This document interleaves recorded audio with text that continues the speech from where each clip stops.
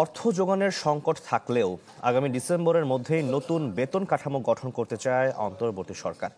স্বায়ত্তশাসিত বা বেসরকারি প্রতিষ্ঠানের বেতন কাঠামো বিবেচনায় নিয়ে চলছে চূড়ান্ত হিসাব নিকাশ। তবে বাড়তি চ্যালেঞ্জ চাকরির বাইরে থাকা বিপুল জনগোষ্ঠীর আর্থিক সঙ্গতির সাথে মূল্যস্ফীতির চাপ সমন্বয়ের বিষয়টিও। ইমদাদ হকের রিপোর্ট।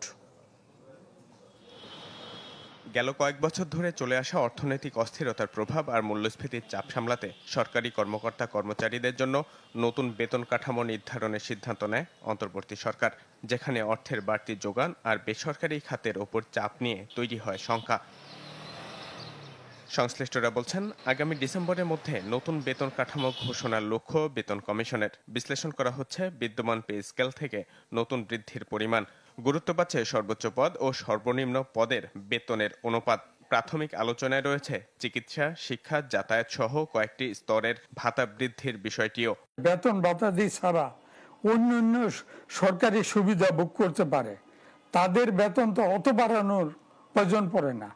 কিন্তু বিগত কমিশনগুলিতে দেখা গেছে তাদের বেতনটাই অধিক বাড়ায়, কিন্তু নিম্ন গ্রেডের তাদের কিন্তু চাল ডাল, এই যে তারা সন্তানের লেখাপড়া, আপনার চিকিৎসা, এটা কিন্তু তারা এই বেতন থেকে কুলাইতে পারে না, কিন্তু তাদের বেতনটা তত বাড়ে না।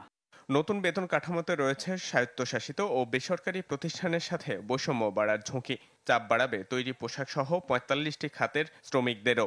আর মূল্যস্ফীতির কড়া চাপে আরও একবার পিষ্ট হবে চাকরির বাইরে রয়ে যাওয়া বিপুল জনগোষ্ঠী। যদিও চ্যালেঞ্জ সামলাতে সব অংশীজনদের মতামত নিচ্ছে বেতন কমিশন।